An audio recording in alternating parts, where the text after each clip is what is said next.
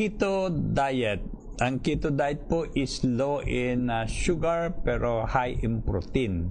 Ang protein po tulad ng karne, hindi po pwede sa CKD po yan. Ito po yung magpapataas ng inyong creatinine. Okay? Aside from that, syempre, lagi ko nang binabanggit na yung kakulangan ng tubig sa katawan. Ako kasi, basta maganda ang pag-iihi at walang manas, ini-encourage ko yung patient na meron CKD na uminom ng maraming tubig.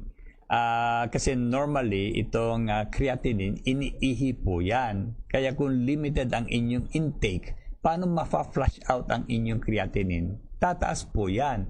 Lalo na doon sa maling diet po ang sinusunod nyo. Hindi ko alam kung sino nag-advise po sa inyo po yan. Ano po? And then, pag maliban dun sa restriction sa diet, kung maaari, huwag ko kayo maging physically active.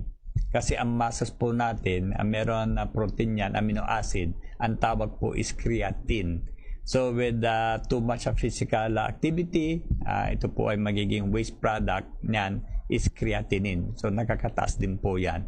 So check lang po ninyo.